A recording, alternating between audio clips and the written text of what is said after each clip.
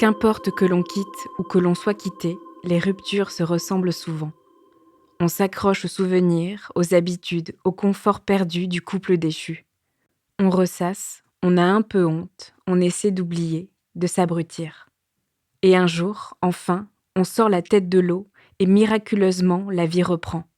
Même si, parfois, la vie ne cesse de nous rappeler la relation passée. Quand Maddy rencontre ce garçon, c'est tout de suite l'amour. Un amour qui ne résiste pas vraiment au quotidien, même si Maddy s'accroche, espère, fait tout pour que ça marche. Elle voulait le craquer, le code. Mais la vérité a fini par exploser.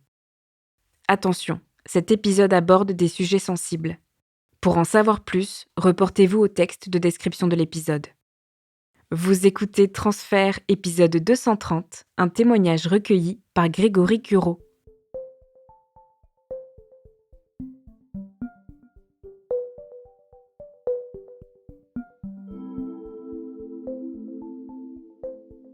Je suis en 2e année de prépa. J'ai tous mes anciens amis du lycée qui sont tous partis un peu loin du Mans, que je vois quand même régulièrement, notamment ceux qui sont pas loin, notamment une de mes très bonnes copines qui est sur Angers et qui me parle régulièrement d'un mec avec lequel elle couche, duquel elle est un petit peu mordue. Puis elle finit par m'inviter à une soirée là-bas et comme moi je vais un peu aux Arts et Métiers d'Angers parce que j'ai des choses à faire là-bas pour la prépa, je me décide de profiter un peu de l'occasion pour aller à une des fameuses soirées de la bande.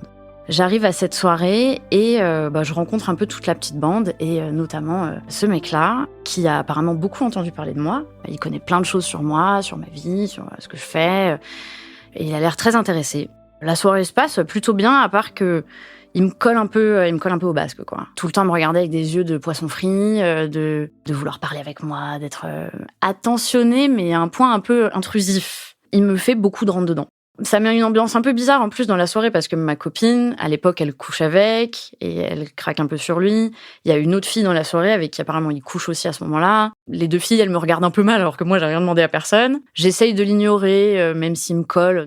La soirée se termine, il me ramène chez moi au Mans, donc il fait gracieusement 1 heure de route pour me ramener en voiture chez moi. Puis c'est quand même bien aimable du coup de sa part de m'avoir de m'avoir ramené au Mans, d'avoir fait 1 heure de route alors que j'ai appris de lui que il a pas d'argent, du coup il squatte à droite à gauche chez des copains, c'est un peu la galère. Donc je me dis c'est bien sympa d'avoir payé les 10 balles d'autoroute pour me ramener. Je me dis bon OK, j'accepte de lui donner mon numéro de téléphone.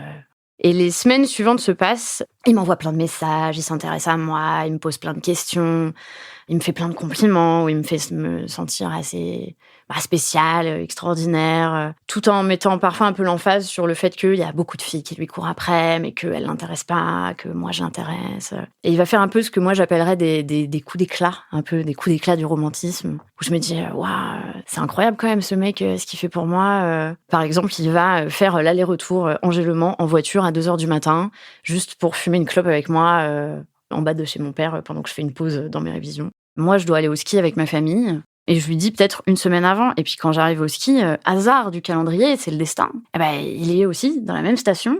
Et de la même manière, quelques semaines après, où moi je descends chez ma grand-mère dans le sud-ouest, et pareil, hasard complet, où je m'arrête sur une aire d'autoroute avec ma mère et mes sœurs, et il est sur cette aire d'autoroute, lui-même avec son père.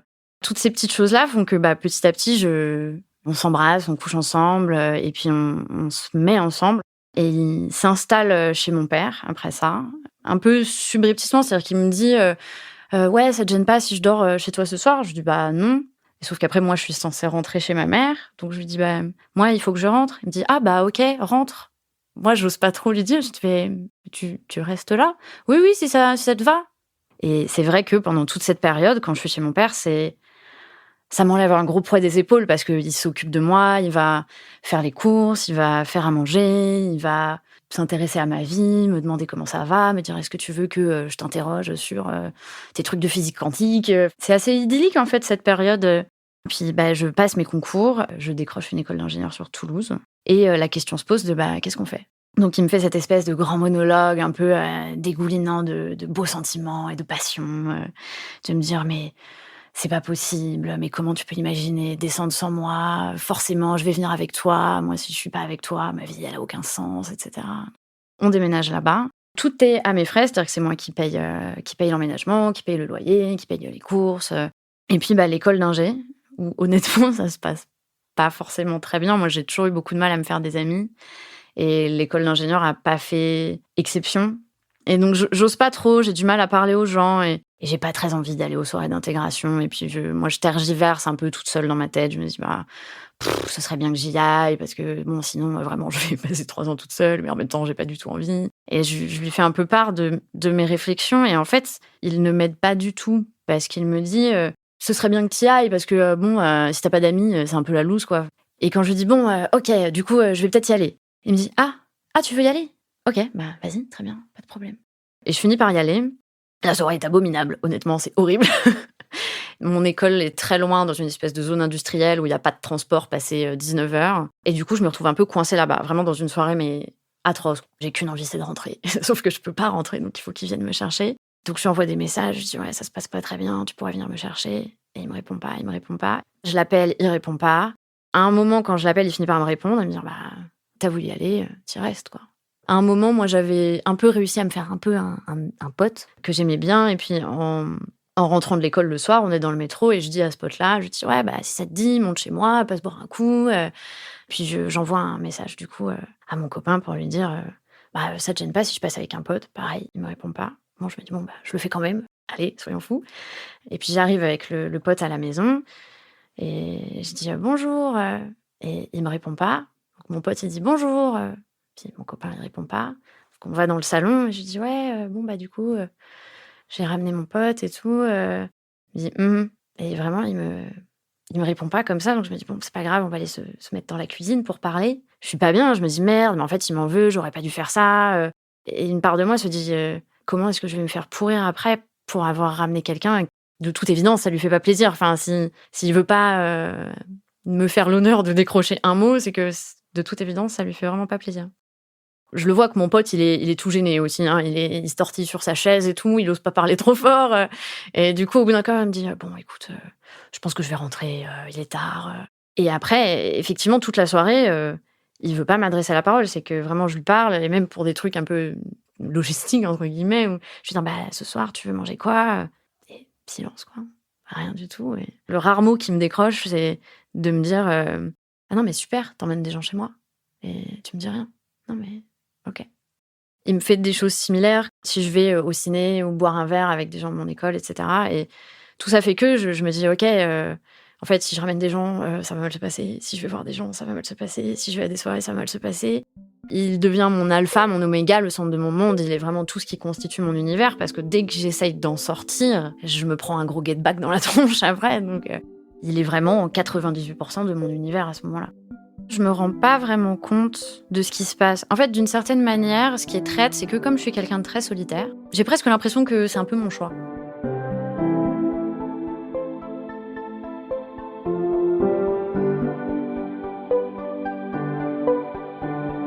Peu de temps après notre arrivée à Toulouse, je sais pas pourquoi, je sais pas l'expliquer, mais en fait, il veut plus me parler du tout. J'ai droit à des grognements et parfois à des oui et à des non. Ça dure 4 mois où il m'adresse presque pas la parole. Moi, je deviens folle, hein, forcément, je pète un câble. Je dis mais ça va Il me dit juste ça va. Et je dis mais qu'est-ce qui se passe? Tu me parles pas, tu vois bien que tu me parles pas. Donc les seuls moments où il daigne un petit peu m'expliquer ce qui se passe, il me dit c'est ta faute en fait. C'est parce que moi je me sens mal parce que tu m'as fait tout quitter, tu m'as arraché à ma ville, tu m'as arraché à ma famille, tu m'as arraché à mes amis pour me faire venir avec toi dans cette ville de merde alors que je voulais pas. Moi je me sens hyper mal et c'est de ta faute. J'ai quand même une part de moi qui me dit mais réfléchis, en vrai tu lui as demandé, il a dit oui. Mais la majorité de moi dit mais je suis horrible, mais c'est vrai que je l'ai arraché, mais je comprends qu'il veuille pas me parler parce que ce que je lui ai fait c'est abominable et en fait il est malheureux quoi, il est malheureux à cause de moi. Même les choses que je vois qui vont pas, je pense que c'est de ma faute parce qu'il me dit que c'est de ma faute et moi je le crois. Donc toute cette période à Toulouse, c'est une période où moi je me sens vraiment mal parce que je me sens coupable et aussi vis-à-vis de moi-même. J'ai toujours eu des énormes problèmes avec mon physique et notamment vis-à-vis de mon poids. Et il joue en fait là-dessus. D'une certaine manière, il fait un peu une méthode de Pavlov avec le sexe, c'est-à-dire qu'il refuse d'avoir des relations sexuelles avec moi. Il a jamais envie. Et il se sert, entre autres de ça, du sexe, de l'absence de sexe comme justification de beaucoup de choses. C'est-à-dire qu'il va me dire bah oui, mais forcément, j'ai pas envie de coucher avec toi, enfin, tu t'es vu. Et notamment, il joue beaucoup sur mon poids. Où il va me dire bah ouais, mais Le problème, c'est que t'es pas assez grosse, regarde-toi, là, t'es squelettique. Je me dis, c'est horrible parce qu'en fait, moi, là, je me sens mal parce que je me sens trop grosse. Mais genre, lui, il me trouve horrible parce que je suis pas assez grosse. Et donc, ouais, c'est une période où moi, je me sens vraiment mal. J'ai l'impression d'être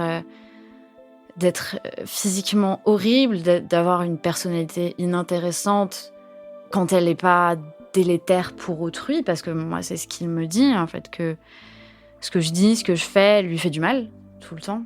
Ou que j'intéresse pas les autres, ou que je saoule les autres. Je me demande pourquoi j'existe, quoi. Je me dis, putain, mais si j'apporte rien aux autres, si j'apporte rien au monde, pourquoi je suis là, quoi. Moi, je suis quelqu'un qui réfléchit beaucoup, qui introspecte beaucoup, qui théorise beaucoup. Et une des caractéristiques de cette période-là, c'est justement que dans ma tête, il y a rien. Il y a rien du tout. Je me dis tout le temps cette phrase, un pas après l'autre, un pas après l'autre, un jour après l'autre. Honnêtement, j'ai pas la ressource mentale pour faire plus que les 10 minutes qui suivent. Et je me disais, il y aura bien de la lumière au bout de ce tunnel un jour, quoi. Je me sentais vide, super vide, quoi. Vraiment avec uniquement ce truc de fais un pas après l'autre et à un moment, t'arriveras bien quelque part, quoi. Pendant toute cette période-là, donc pendant presque 3 ans, je dors une demi-heure par nuit, à part le week-end. Week-end que je passe principalement à dormir, honnêtement, parce que déjà, j'ai juste besoin de récupérer. Et de toute façon, j'ai pas trop l'énergie de faire grand-chose d'autre. Pendant tout ce temps-là, il y a régulièrement des moments, déjà, où moi, je le vois mentir aux autres. Beaucoup à sa mère. Je sais pas comment dire, mais vraiment où sa mère, elle va lui demander quelque chose et il va lui répondre un truc qui est complètement faux. À tel point que même moi, des fois, ça me fait douter. Moi, c'est vrai qu'il y a des moments où j'ai l'impression qu'il me ment sur des choses, mais j'ai pas de preuves, j'ai rien, en fait, donc je... Et il y a une fois, moi, je suis en cours et il est censé être en cours ce matin-là. Moi, je suis en TP, donc. Finalement, moi, en 1 heure, en fait, j'ai tout fait, j'ai rendu mon rapport, etc. Et j'attends juste qu'une expérience se fasse et puis on s'envoie des messages. Et je lui demande comment se passe sa matinée de cours. Et il me dit oh, en vrai, c'est chiant. Là, je suis à côté d'une nana, elle me raconte sa vie, c'est relou. Moi, j'ai juste envie de suivre le cours. Ce qu'il faut voir, c'est que lui, il avait ses vieux téléphones à clapet et moi, j'avais un smartphone.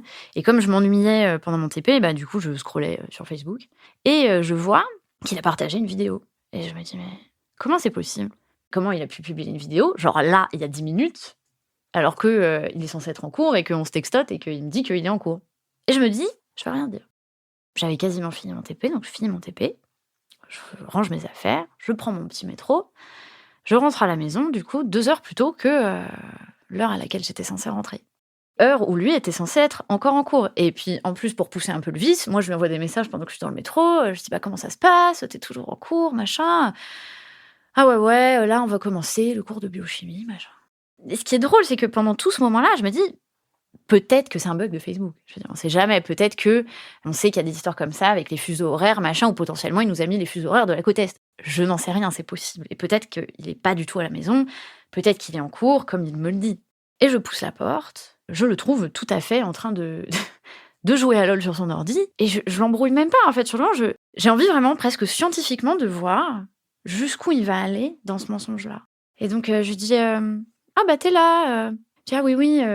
Mais en fait, mon cours, il a été annulé. Donc, voilà. Donc, en fait, je suis rentrée. Mais là, en vrai, je suis rentrée il y a 15 minutes. D'accord. Et je continue à lui poser des questions comme ça. Je lui dis, du coup, t'as vu quoi en cours? Vous avez fait quoi? Ah, bah là, on a corrigé tel TP. Mais moi, tu sais, je l'avais réussi, trop facile. Ah, ok. Et je pousse le truc comme ça. Et je me dis, mais c'est une dinguerie quand même. Puis au bout d'un moment, en fait, même moi, ça me lasse parce que ça m'amuse pas du tout, en fait. Et je lui dis, mais t'as pas un peu l'impression de te foutre de ma gueule? Tu peux comment ça, je me fous de ta gueule? Pourquoi tu m'agresses et tout? Et je lui dis, bah, sympa la vidéo que t'as publiée tout à l'heure. Ah, t'as vu et tout, c'est cool. C'est marrant que tu l'aies publiée à 10h32 quand t'étais censée être en cours. Et directement, là, il s'énerve après moi. Non, mais c'est quoi ce délire? Genre, tu me fliques et tout. Non, mais n'importe quoi. Moi, j'étais en cours, tu veux pas me croire, c'est ton problème et tout. Et là, je comprends et je me dis, mais combien de fois comme ça? Combien de fois il m'a menti de manière éhontée? Toutes ces fois-là, j'ai pas eu de preuves parce que là, c'était un hasard complet. Ça me plante une grosse graine de doute chez moi. Malgré ce doute-là, je me dis, voilà, c'est peut-être juste un cas isolé et du coup, au final, ça change rien. Je me pose un peu plus de questions, mais honnêtement, j'ai pas assez de ressources mentales pour ça, de toute manière, en fait. Là, c'est vraiment parce que ça m'a été servi sur un plateau, hein.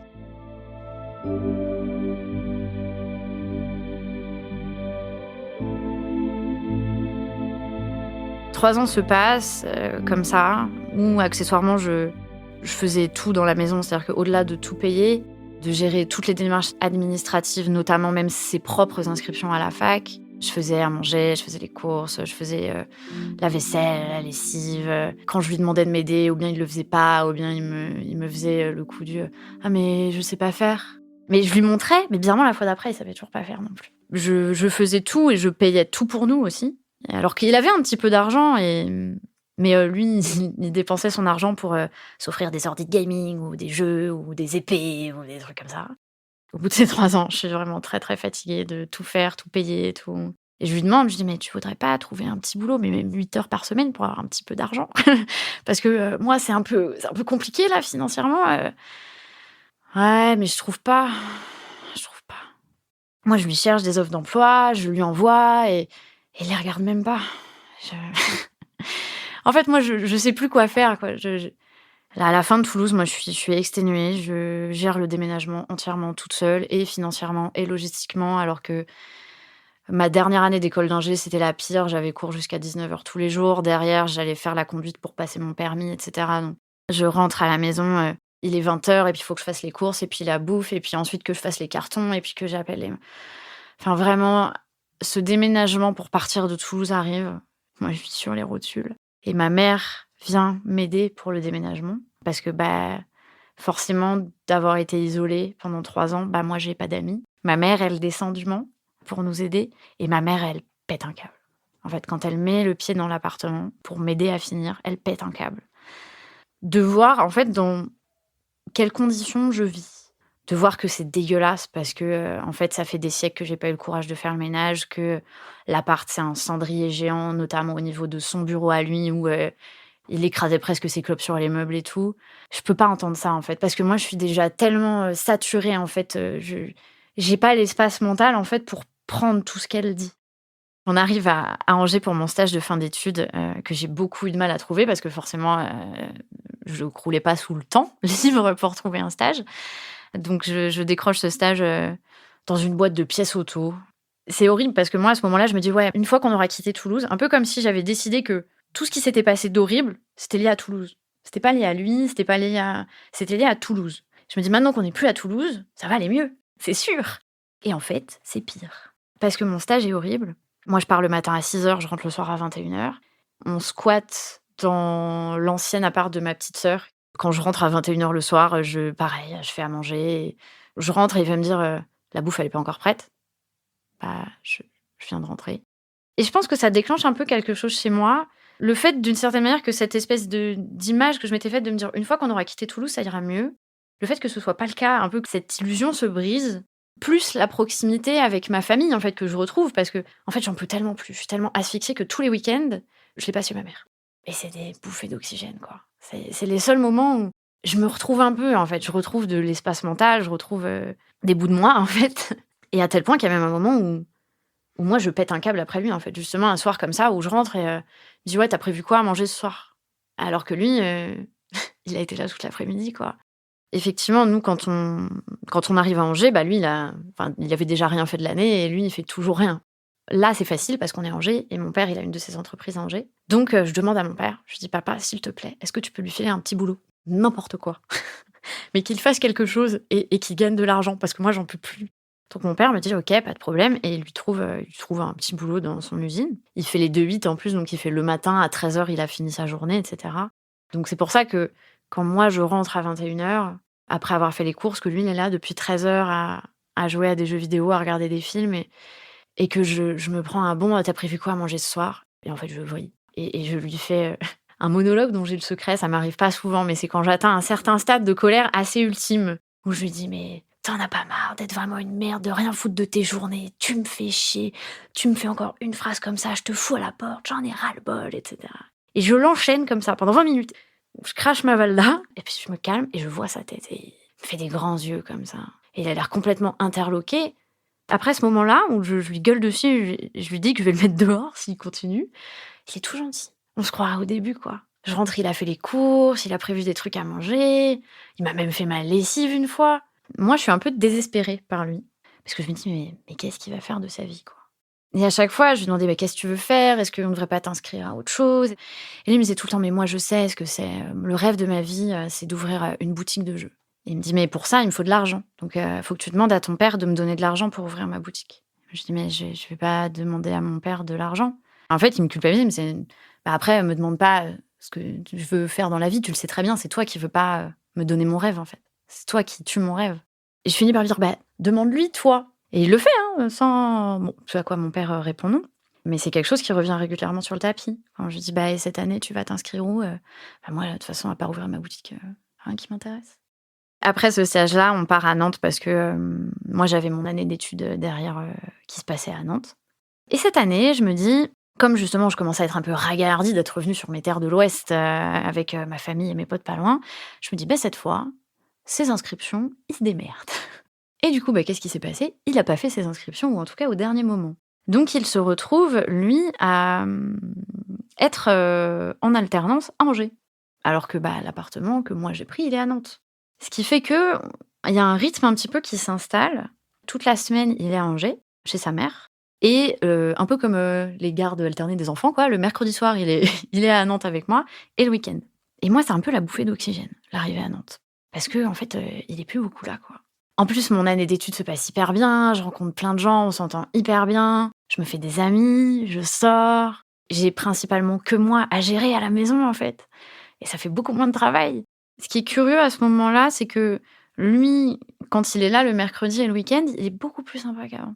Je le constate un peu, mais sans trop l'intellectualiser. Et je me dis, je sais pas qu'est-ce qui est la cause de ça finalement, entre peut-être que lui, il a peur de me perdre, il fait des efforts, je sais pas, ou le fait que moi, je suis moins saturée.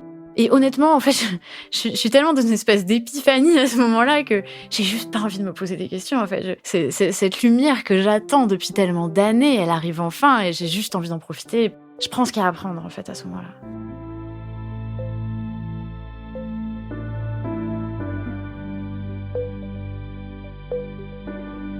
Pendant tout le début de cette année à Nantes, souvent, dans les familles, je pense tout le monde est comme ça. À partir de septembre, on commence un peu tous à parler de ce qu'on va faire à Noël. Moi, je passe toujours Noël dans ma famille et lui, il passe toujours Noël dans la sienne. Et il me dit, «Cette année, je pense pas que je vais faire Noël dans ma famille parce qu'il y a trop de conflits, c'est trop le bordel, j'ai pas envie. Je pense, je vais faire autre chose». Quelques semaines se passent et il me dit: «Je sais ce que je vais faire, j'ai discuté avec un de mes copains et lui, c'est pareil, il veut pas faire Noël avec sa famille, donc on s'est dit: "Ah bah, on va faire Noël ensemble, on va en profiter pour, je sais pas, se faire un week-end ou une semaine, quelque part"». Encore un peu plus tard, il me dit: «Bon, alors on a cherché dans les destinations, on cherche quelque chose qui est pas trop cher parce qu'on n'a pas beaucoup de sous tous les 2, donc ce sera, ou bien, la Pologne, la Roumanie ou l'Ukraine». Bon, OK, on a décidé, ce sera l'Ukraine. Puis encore quelques jours, bon, ça y est, on a pris les billets, on part du temps au temps. Donc, bon an mal an, on finit par arriver 10 jours avant Noël et il me dit: «Putain, c'est la merde, en fait, mon pote, il peut pas venir avec nous, son boulot, en fait, ils veulent pas le lâcher, c'est trop l'urgence et il peut pas partir pour Noël». Et moi, je dis: «Mais merde, mais qu'est-ce que tu vas faire du coup?» «Je pense que je vais quand même y aller, c'est pas grave, j'ai quand même payé les billets, c'est pas remboursable, je vais quand même y aller».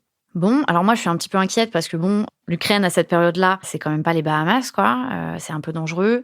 Puis, bah, Noël arrive, moi, je pars dans ma famille et j'ai aucune nouvelle pendant 10 jours. Et moi, je suis morte d'inquiétude. J'arrive pas du tout à profiter de Noël dans ma famille parce que je check mon téléphone tout le temps. Je me dis: «Si jamais il m'envoie un message, s'il lui arrivait quelque chose, juste est-ce qu'il va bien, quoi?» En tout et pour tout, pendant son séjour, il m'envoie 2 messages assez laconiques, juste me disant: «Ah ça va, je suis dans telle ville, j'ai rencontré des étudiants de l'université de machin, on est potes, c'est cool». Enfin, ça me rassure un peu. Et puis il rentre et quand il rentre, il me raconte, un peu son séjour, qu'il s'est fait plein d'amis, que la mère de machin, il est allé dormir chez elle et qu'on lui a offert une écharpe, enfin, un florilège de détails, sur, tout son séjour. Moi, je reprends les cours, lui aussi, il reprend, les cours, enfin l'alternance. Un week-end, on est chez sa mère et puis, juste avant de partir pour rentrer, sur Nantes, je lui avais piqué une boîte de Smarties et je me dis: «J'ai envie de lui faire une chasse au trésor pour qu'il retrouve sa boîte de Smarties pendant la semaine quand je serai pas là». Je cherche des papiers pour lui faire des petits mots, pour, les planquer partout dans la maison avec des indices qui mènent à la boîte de Smarties.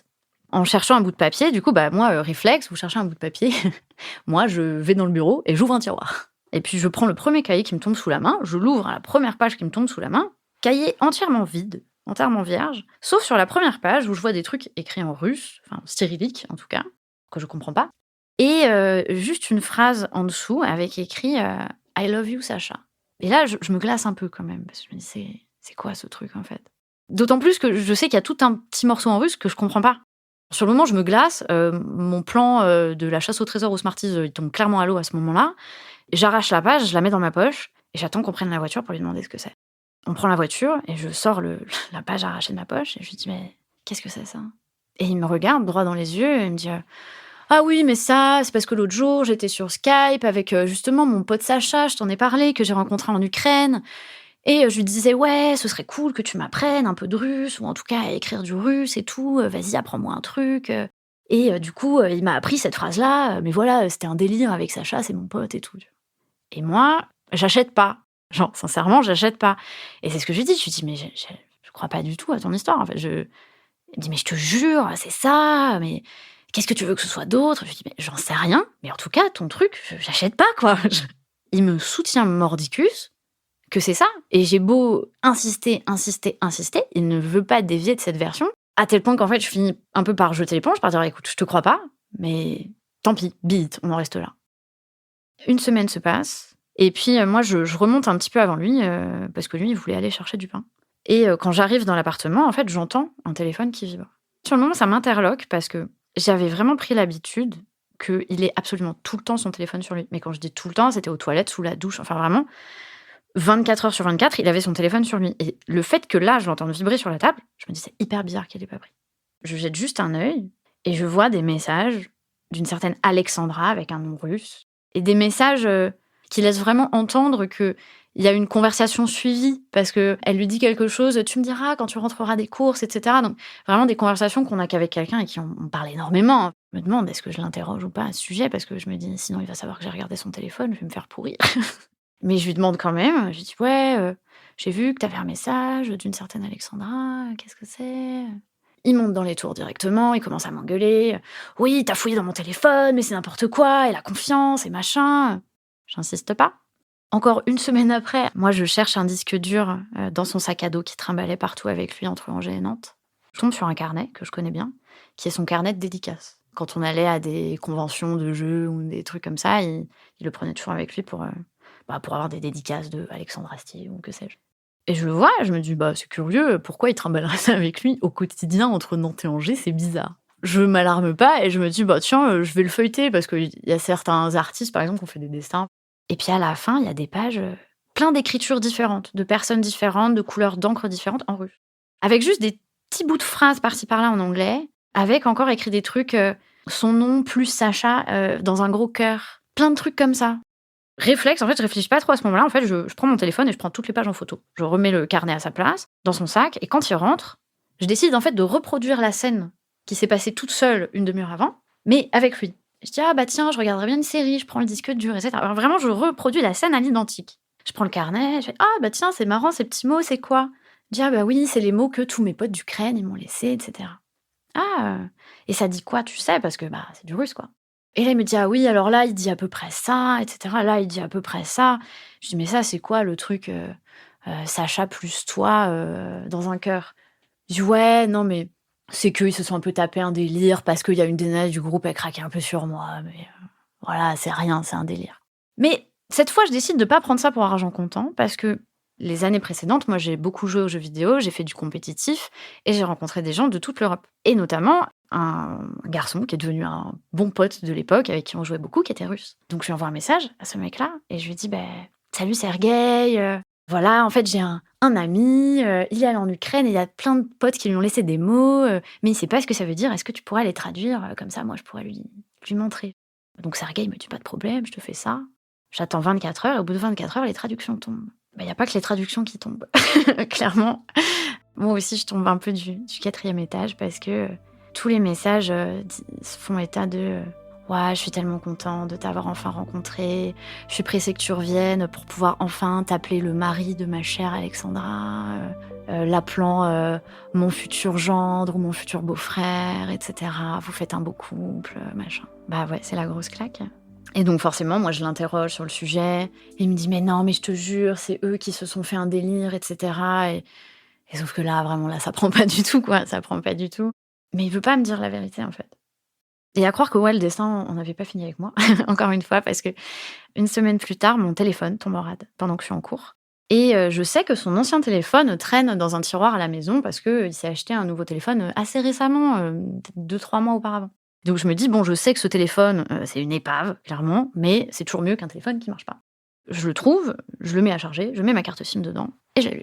Et là, je découvre des messages donc avec la fameuse Alexandra qui me font savoir que les conversations entre datent de bien avant qu'ils partent en Ukraine, qu'en fait, ils vivaient une relation parallèle, qu'ils se skypaient tous les jours, et cetera, depuis plus d'un an. Je découvre des longues conversations sexuelles avec un nombre incalculable de filles, dont certaines où j'arrive à recouper qu'il les envoie alors qu'il est à côté de moi dans le lit ou des trucs comme ça. Des tas de conversations avec des filles où, pareil, ils s'inventent des vies. Mais ils s'inventent des vies, c'est-à-dire qu'un coup, c'est le batteur d'un groupe de rock, il est en tournée, donc il peut pas trop venir la voir maintenant parce que, voilà, il est pas dans cette ville, ou d'autres où, il est, joueur pro de jeux vidéo et moi je vois ça et je me dis: «Mais c'est qui ce mec, en fait?» Et là, je comprends déjà que clairement, genre, ça fait des années, enfin, probablement qu'il me trompe parce que ce téléphone étant pourri, j'ai que 3 mois d'historique. Mais déjà en 3 mois d'historique, c'est ahurissant, en fait, tout ce que je trouve. Quand je découvre ça, alors je mets un peu de temps à réaliser et puis je rentre dans une rage mais folle et je l'appelle et je l'enchaîne, en fait, je l'enchaîne et je lui hurle dessus au téléphone en disant qu'il est hors de question qu'il remette les pieds ici, que c'est un malade, qu'il s'est foutu de ma gueule, et cetera. Et lui, il se confond en excuses, mais à essayer un peu de me mentir, de me dire que c'est pas ce que je crois. Là, honnêtement, je l'ai en face de moi, je le boxe. Clairement, je le boxe, je pense.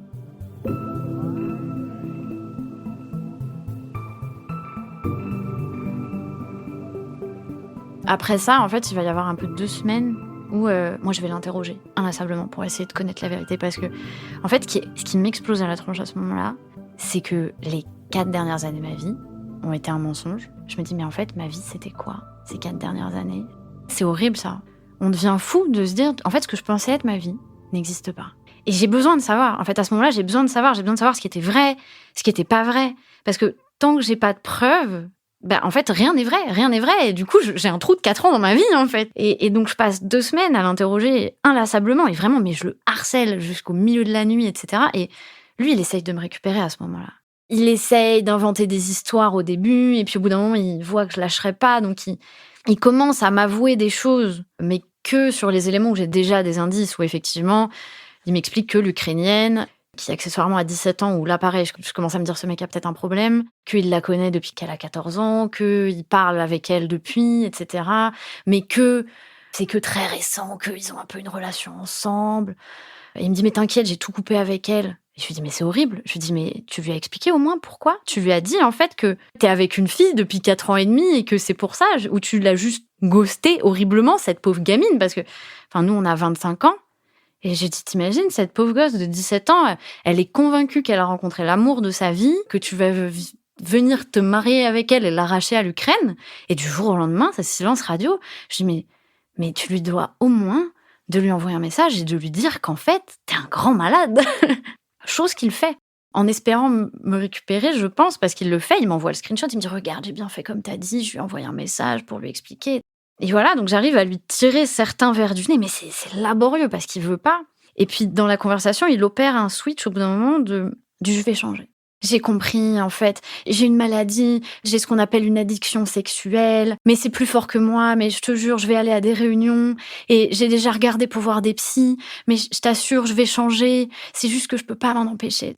Moi, ma vie vient d'exploser avec moi dedans, en fait, donc la colère, c'est instantanément après. Ensuite, une espèce d'incrédulité et de dégoût aussi, de moi-même et de lui. En fait, de moi-même, de me dire: «Déjà, j'ai rien vu. J'ai rien vu de tout ça» et de dire: «Tu aimé ce mec-là?» Ce que je fais aussi pendant ces 2 semaines et qui vraiment là m'a dégoûtée, c'est que j'ai utilisé le mot de passe Facebook. J'ai découvert pas mal de choses et aussi parce que ce gros malin, il s'était logué sur compte Google sur Google Chrome sur mon ordinateur et sauf que, ce qui s'est passé, c'est qu'on peut exporter toutes les données. Donc moi, j'ai exporté toutes les données et derrière, j'ai écrit un petit programme pour traiter les données, pour voir un peu, ce qui s'était passé pendant nos 4 ans de relation. Et donc je découvre que pendant nos 4 ans de relation, il allait quotidiennement sur des sites de rencontres, sur, Badoo, sur, Chatroulette, qu'il a même été banni de Chatroulette plusieurs fois parce qu'il devait faire des trucs un peu borderline, qu'il allait sur des sites porno ou sur des jeux porno qu'il payait, sachant encore une fois qu'il ne m'aidait pas à payer les courses, hein, plusieurs fois par jour, avec des recherches des fois, moi, qui me font peur, en fait, des trucs sur des adolescentes. Et moi, je découvre ça. En fait, au début, je comprends même pas ce que je vois, en fait. Enfin, j'écris ce programme, je le fais tourner, je regarde le résultat. Je me dis: «C'est pas possible, il y a une ligne de code, elle doit pas être bonne, je sais pas ce que j'ai fait, mais» et non, non, non. Tout s'arrête à un moment où je vois que la toute dernière, info que j'ai dans Google, c'est: «Comment se mettre en navigation privée». C'est la toute dernière info que j'ai dans ces données et quand je découvre ça, je me dis: «Mais en fait, je suis avec un malade mental». Je suis dégoûtée, vraiment à ce moment-là, je suis dégoûtée et je me sens mal, quoi. Je me sens ouais, ma vie vient un peu d'exploser, quoi. J'ai plus de références, moi, je vais lui dire: «Faut que tu viennes chercher tes affaires» et il veut pas venir chercher ses affaires pendant un peu toute cette période de rupture qui est assez longue finalement, qui dure peut-être 2-3 semaines et il veut pas venir chercher ses affaires parce qu'il se dit: «Tant que ses affaires sont chez moi, il a encore un lien avec moi» et j'arrête pas de lui demander de venir chercher ses affaires, il veut pas. Jusqu'au jour où je fais ses cartons et je lui dis: «Tes cartons sont prêts. Si tu viens pas les chercher avant samedi, dimanche matin, ils sont sur le trottoir». Donc il vient chercher ses affaires et le jour où il vient chercher ses affaires, ça change vraiment de ton là, par contre. C'est-à-dire que là, il est dans un mode où comme s'il avait compris ce qui se passait, enfin que c'était, pas sauvable et du coup, il est plus dans une optique d'essayer de gratter le maximum de choses possibles.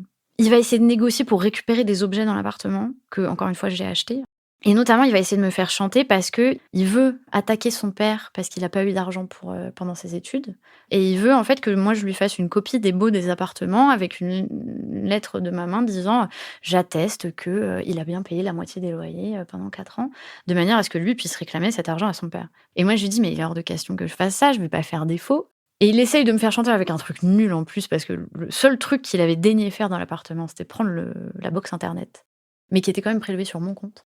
Et il me dit, «Si jamais tu le fais pas, je te céderai pas la titularité de la ligne et tu pourras rien faire sur la ligne internet».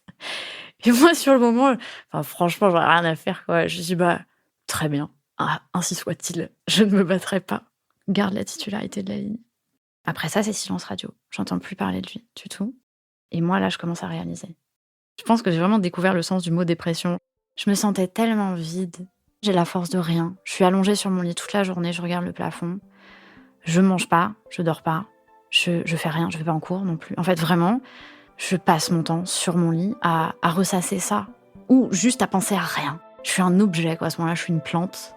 J'arrive pas à en parler, en fait, de tout ça. J'arrive pas à en parler à ma famille, j'arrive pas à en parler à mes amis. Même ma mère, elle m'envoyait des messages et elle s'inquiétait, mais en fait, je pouvais juste pas, je pouvais pas en parler et en fait, je pouvais parler de rien d'autre.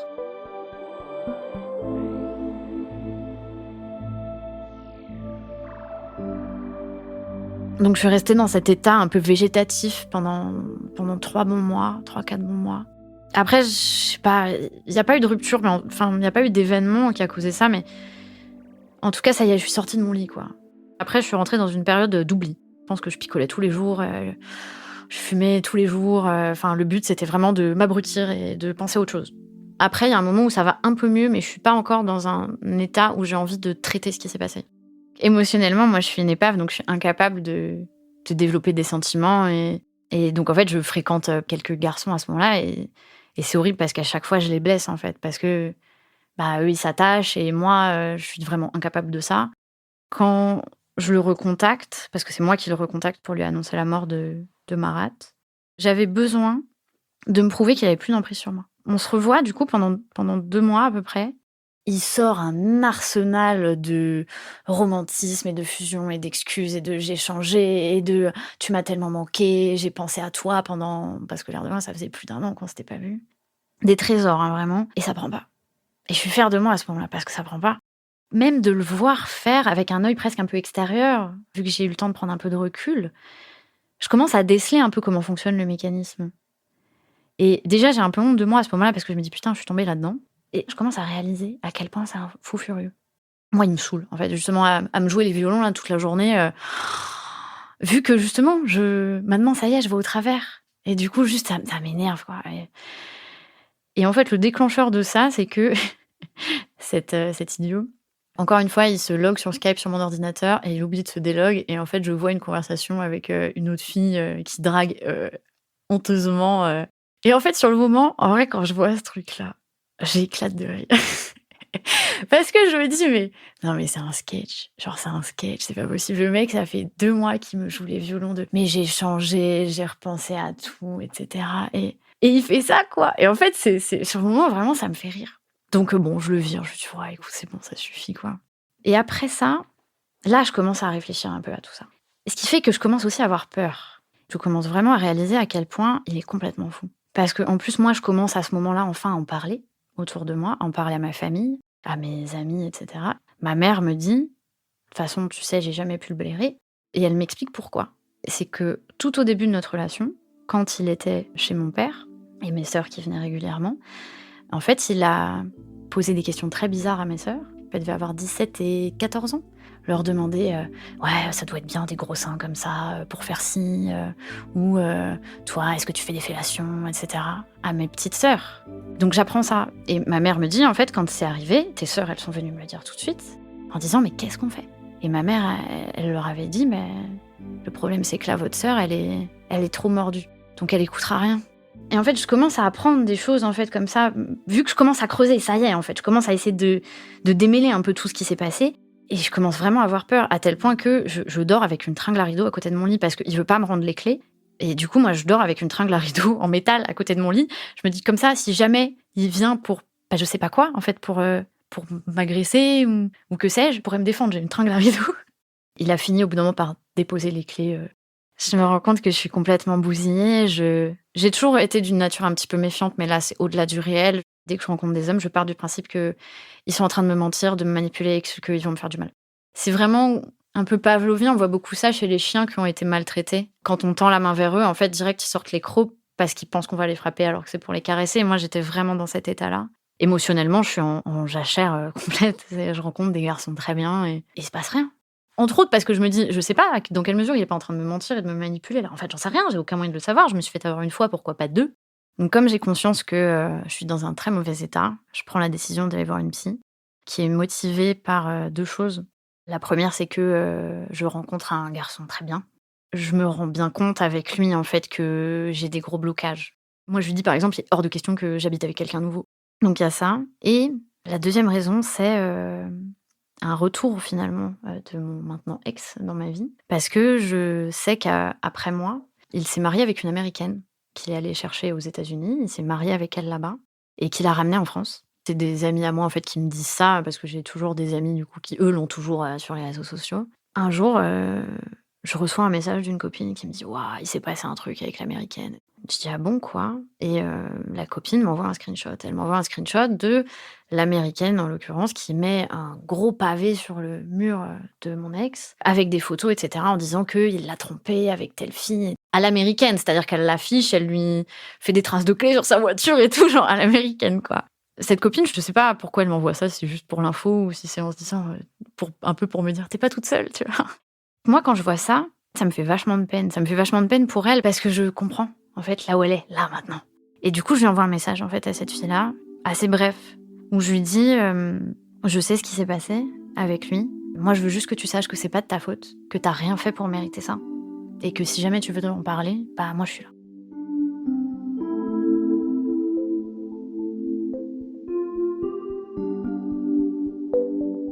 Elle saute un peu sur l'occasion et elle me répond et puis on s'appelle. En fait, on s'est raconté nos histoires, toutes les deux, et on s'est rendu compte de toutes les similarités. Et notamment dans ce processus où elle me raconte tous les mensonges qu'il a dit sur moi. Et moi, à ce moment-là, je me rappelle de tout ce qu'il m'avait dit sur celle avec qui il sortait avant moi. De manière à ce que moi, je pensais que cette fille, elle était horrible, mais horrible, une tortionnaire. Et là, elle me dit des trucs assez similaires sur moi. Où il raconte que mon école d'ingénieur, c'est parce que mon père l'a payée, parce que sinon je l'aurais jamais eue, que, je lui ai volé ses rats de compagnie, enfin il raconte des trucs mais c'est spatial quoi. De manière à faire en sorte que la nouvelle me déteste. Elle me dit: «Je m'en veux tellement parce que je t'ai détestée pendant 1 an. Je me disais: "Tu étais une fille horrible" et cetera et maintenant qu'on parle, je me rends compte qu'en fait tout ça c'était faux». Et ça nous fait du bien ça, en fait, déjà de pouvoir démêler un peu le vrai du faux parce que pour certains trucs, on n'a pas eu la même version des choses. On découvre aussi que moi, la fille à qui je l'avais vue parler sur, Skype, bah, c'était elle. Et ça fait du bien et du mal en même temps, enfin parce que ça m'offre une autre compréhension, en fait, de toutes ces choses-là, de les voir presque d'un point de vue extérieur. Honnêtement, on raccroche le téléphone, je pense que j'ai passé 1 heure à pleurer en fait, un peu genre pour, un peu tasser tout ce que je venais de prendre dans la tronche. Par la suite, on se parle beaucoup avec cette fille-là, principalement parce qu'en fait, mon ex lui fait vivre une vie d'enfer. Il essaye de la mettre dehors, en plein mois de janvier. Il essaye de la reporter à l'immigration. Ils sont mariés, mais il a pas fait reconnaître leur mariage en France. Du coup, elle veut le divorce, mais il veut pas lui accorder le divorce. Je sais pas pour quelle raison en fait, mais il veut pas et elle me dit: «J'ai préparé tous les papiers, tout est prêt, il a juste à signer. Pourquoi il veut pas?» Et pendant ce temps-là, il va chez elle, il lui vole des affaires, il porte plainte contre elle à la gendarmerie. C'est un délire complet en fait cette période et nous on se parle en fait pendant tout ce temps-là et où moi je la soutiens et je vis ça avec elle en fait et elle me dit: «Pourquoi moi?» en fait. Je lui dis: «Pourquoi il me fait ça moi?» Je lui dis, en tout cas c'est ma compréhension des choses, je lui dis: «En fait c'est parce que tu es tellement de choses qu'il sera jamais». Ça me rappelle quelque chose qu'il m'avait dit justement pendant ces 2 semaines-là où on s'est séparés. Où à force que je le harcèle en fait, il a fini par me dire une phrase qui est gravée assez profondément en moi, où il m'a dit: «Tu étais tellement plus intelligente que moi, tellement plus cool que moi, ça m'était insupportable et il fallait que je le détruise». Et je m'en souviens très, très bien de cette phrase et je pense que pour elle, c'était pareil. En fait et je lui ai dit: «C'est que toi, tu as tellement de force, tu as tellement de courage et cetera». Et en fait, c'est des choses, je pense en tout cas, il veut les posséder au départ et ensuite il veut juste les détruire parce qu'il se rend bien compte qu'il ne les possède pas et qu'il ne les possédera jamais. Et toute cette période, elle est très difficile et en fait, moi, je me rends bien compte que ça me touche énormément, en fait. Où elle m'envoie des screenshots de conversations avec lui et cetera et qui sont durs et même ce qui lui est arrivé à elle, où je me rends compte que c'est pire en pire. C'est-à-dire qu'il fait des choses avec elle pire qu'avec moi. Et de la compréhension que je commence à avoir de lui à ce moment-là, à avoir passé beaucoup de temps à y réfléchir et je me dis: «Mais oui, mais en fait, ça va faire qu'aller de pire en pire, en fait». Et je me retrouve dans des situations où j'ai des crises de larmes, en fait, je suis dans le bus et je me mets à pleurer sans pouvoir m'arrêter. Je me dis: «Ça me touche beaucoup trop et il faut que je fasse quelque chose. Je peux pas rester comme ça», parce que d'une certaine manière, ça veut dire qu'il a toujours de l'emprise sur moi aujourd'hui. Et donc c'est ça qui me motive à voir une psy et ça m'aide beaucoup, honnêtement. On se voit beaucoup avec ma psy et elle m'aide énormément justement à démêler tout ce qui s'est passé. La première fois, elle met le mot pervers narcissique sur lui, en fait, au début, ça m'énerve, la première fois qu'elle dit ça parce que le terme a été hyper dévoyé ces dernières années. On entend ça à toutes les sauces mais ça m'aide beaucoup et notamment à comprendre pourquoi je me suis fait avoir parce que moi, c'était ça qui me rendait dingue, en fait, rétrospectivement, de me dire: «Mais comment j'ai pu me faire avoir par quelqu'un de beaucoup moins intelligent que moi?» Comment? Moi qui ai tendance à placer l'intellect sur un piédestal de manière générale la réponse, c'est justement, pas par l'intellect. Il est pas fou, il a pas joué sur mon terrain, en fait. Il a joué sur l'émotionnel. Je pensais en avoir fini, mais en fait non. C'est ça qui est fou, c'est que cette histoire, j'ai envie de la mettre derrière moi, mais en même temps, j'arrive pas à la mettre derrière moi. Parce que finalement, 2 ans encore après, l'histoire avec l'américaine finit par un peu se résout. Elle finit par repartir aux États-Unis. La fille avec laquelle il trompe l'américaine, il se marie avec, sans avoir divorcé de l'américaine, bien entendu.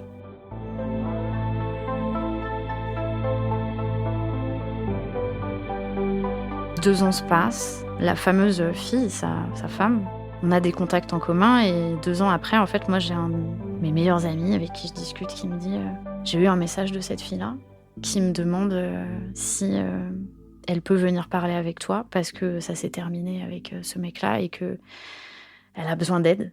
Ce à quoi forcément moi j'entends ça, ni une ni deux, je lui envoie un message, hein, bien sûr, parce que un des trucs que je continue à traîner, c'est celui d'avoir rien fait. Moi, j'ai essayé de me reconstruire et c'est déjà bien et de toute façon, je pouvais rien faire d'autre à l'époque, mais j'ai rien fait pour l'arrêter. J'ai rien fait, en fait, pour enrayer ça et je le sais et depuis ce moment où j'ai commencé à comprendre qui il était, moi, je l'ai toujours dit: «J'attends le jour où je le verrai dans les faits divers». Et c'est horrible et en fait, ça me tue de rien pouvoir faire et un peu le seul truc que je peux faire, c'est ramasser les miettes. Et c'est ce que je fais, c'est-à-dire qu'à chaque fois qu'il brise une nana, moi, je suis là et je ramasse les miettes et c'est pas assez.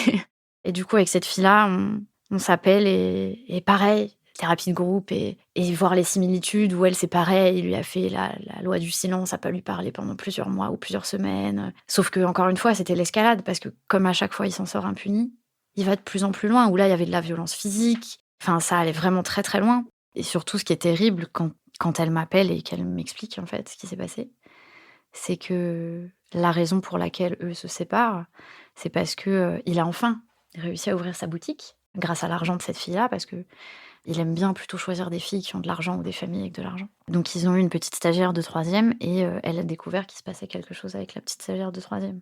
Par un biais en plus improbable où c'est la mère de la gamine qui est venue lui montrer des lettres et cetera et du coup forcément, elle a coupé court et elle est venue me voir en me disant: «Il faut que tu m'aides, il faut que tu m'aides parce que là c'est grave en fait.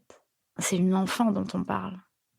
Et ce qui est terrible, c'est qu'il a bien géré son truc parce que cette fille-là, il a réussi à complètement la décrédibiliser, ce qui fait que quand elle a essayé d'aller voir les parents, lui, il avait déjà fait son travail de destruction, en fait, de dire: «Mais elle est complètement folle, elle invente des choses» et cetera. Ce qui fait que les parents l'ont pas cru et c'était ça, en fait, la raison. Elle m'a dit: «Si on est plusieurs», elle m'a dit: Si toi tu témoignes, si moi je témoigne, si l'américaine témoigne, si on est nombreuses à témoigner, on peut peut-être sauver cette gamine» parce que c'est ce qu'elle me disait. Elle me disait: «Quand je vois moi l'état dans lequel je suis aujourd'hui à 30 ans» et moi c'est ce que je lui ai dit aussi, je lui ai dit: «Quand je vois moi aujourd'hui à 30 ans, presque 7 ans plus tard, que j'ai toujours pas complètement résolu ce truc-là, mais une enfant, une enfant c'est grave quoi». C'est un peu pour ça que je voulais raconter mon histoire, ouais.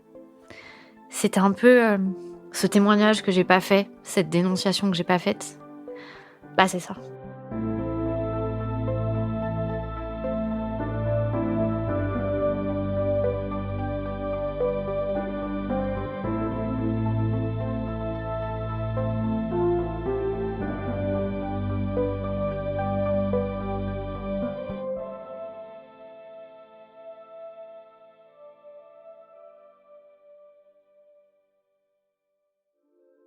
Vous venez d'écouter Transfert épisode 230, un témoignage recueilli par Grégory Cureau.